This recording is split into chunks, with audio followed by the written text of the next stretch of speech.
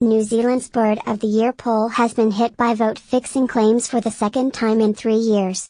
The prestigious, and, some would say, heated competition is run by the country's Forest and Bird Organisation, and has run into controversy just 3 days after its launch, NewsHub reports. It appears that one unnamed Christchurch citizen has been flouting the one person, one vote rule by setting up 112 email accounts to cast votes for a certain avian variety.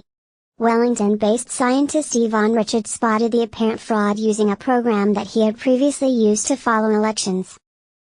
"I noticed there was a big spike for the white-faced heron at about midnight on the first day of voting, so I let Forest and Bird know," he said. Forest and Bird's Kimberly Collins said measures have now been put in place to prevent it from happening again. "We're not mad, just impressed that someone cares enough about New Zealand's native birds to rig the competition," she told New Zealand Herald.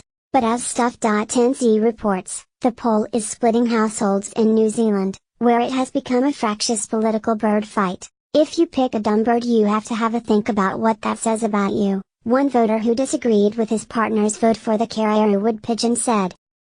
It's not the first time that the Bird of the Year competition has made national headlines due to fraudulent voting. In 2015, 2 teenage girls owned up to creating fake accounts to vote for the Kokako, Radio New Zealand reported at the time.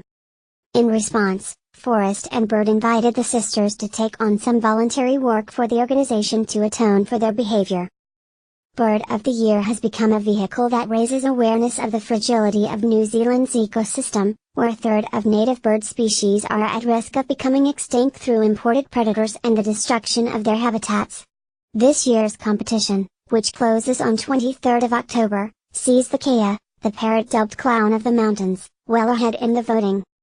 Speaking of the fraudulent white-faced heron enthusiast, which now has just 63 votes, Ms. Collins says she hopes they can see the error of their ways. "We do hope the weight of their conscience will prompt them to make a donation to our appeal," she tells Radio NZ, reporting by Alistair Kilman. Next story, Cambodian ambulance drivers told to get licenses. Use #NewsFrom, elsewhere to stay up to date with our reports via Twitter.